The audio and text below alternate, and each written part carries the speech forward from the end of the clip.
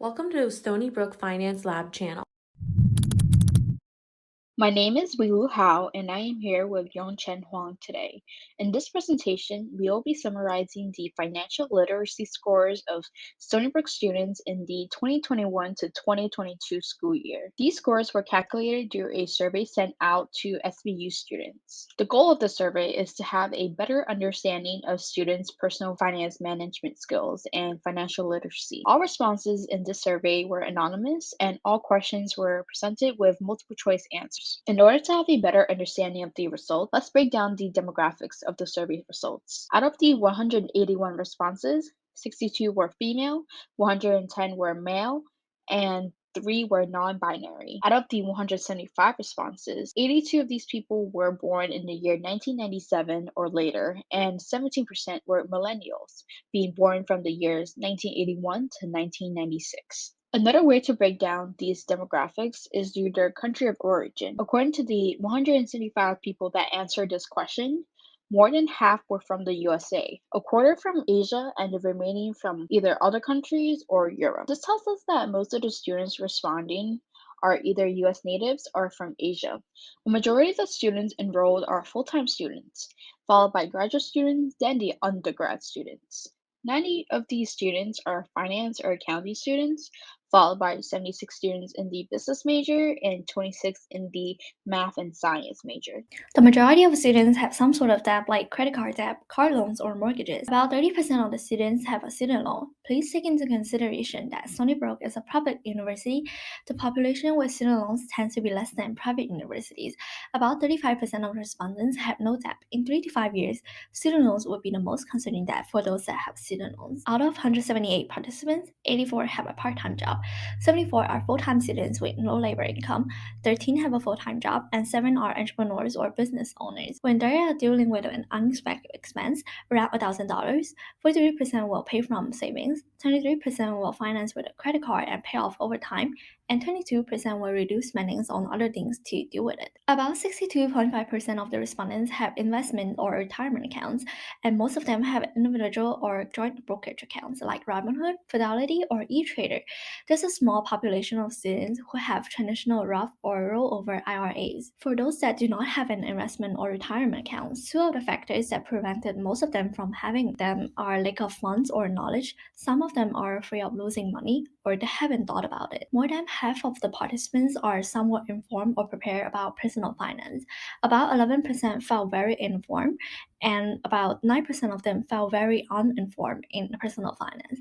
For those that have some readiness in managing personal finance, most learn through family, friends, social media, classes, or free publication like newspaper or magazines. The first financial literacy question is on interest rate. Among 162 respondents, 152 got this correct. The average score is 93.83%. The table on the bottom left displays literacy scores by participants' majors. The second financial literacy question is on the inflation rate. 80% of the participants answered correctly. Non-finance or economic-related major have a pretty high correction rate. All engineering major participants got this question correct.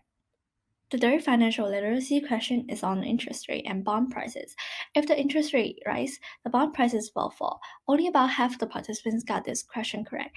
23% of them chose don't know out of all the business administration or accounting or finance major students. More than half of them answered this incorrectly or don't know about the questions. The result can be an indicator of the participants' student classification. They could be freshmen or sophomore that have not taken many finance classes. Next, we have a true or false question. The question is, true or false? A 15-year mortgage typically requires higher monthly payments than a 40-year mortgage, but the total interest over the life of the loan will be less. And the correct answer is true. Based on the 162 total responses, 126 people answered it correctly, 15 answered false, and 21 answered don't know, which are both incorrect. We can take a look at the breakdown of incorrect answers by majors in the picture on the left-hand side. The average financial literacy score for this question was 77.78%. Question 5 is asking about which is more safe, buying a single company stock or buying a mutual fund. The correct answer is false. Buying a single company's stock is not more safe than a mutual fund. The average score for this question was 84.57. A majority of the respondents answered don't know, which most of them come from business administration majors, then economics, math, and science majors, and then finance and accounting majors. The last question is about compound interest. This question had an array of results, especially since there were 5 answer choices. The average scores were 57.42%, which is significantly lower than the averages from the previous questions, implying that this question might have been a little more tricky. The correct answer was 2 to 4 years, which only 93 respondents answered correctly. Almost half of the respondents answered 5 to 9 years, which is incorrect, and it came mostly from business administration students. Here's the summary of Stony Brook's financial literacy scores. The average was a 4.55 with a standard deviation of 1.24. The highest score you possibly get is 6, since there were 6 total questions. The 25th percentile is a 4, and a 75th and 95th percentiles are a 6, which is the highest score possible.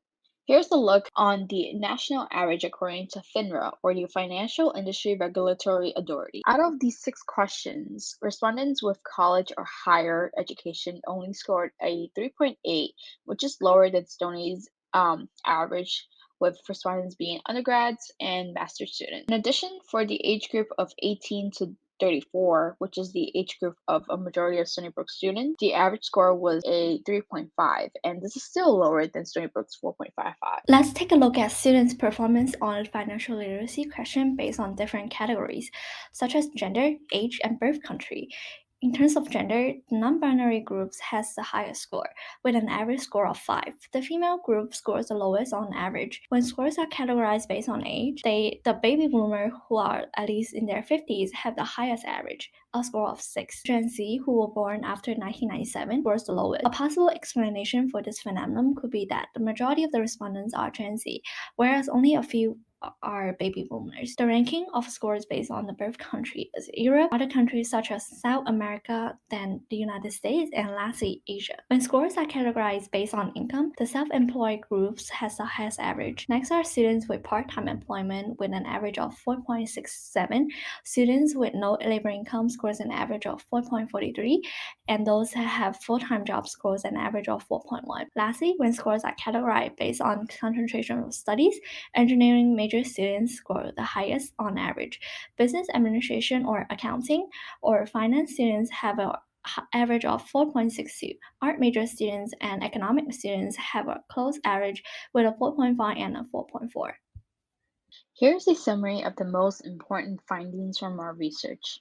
Stony Brook students scored a 4.55 with a standard deviation of 1.2, which is higher than the national FINRA averages of those with college degrees or higher and age 18 to 34. While it's important to note that the survey was mostly completed by students in the College of Business or Business Administration or Finance and Accounting majors, and the scores are possibly skewed, engineering and business kids did score higher than the Stony Brook average, with engineering students scoring a 4.83 and business administration students scoring a 4.62, which is both higher than the average in total. Thank you for watching this video.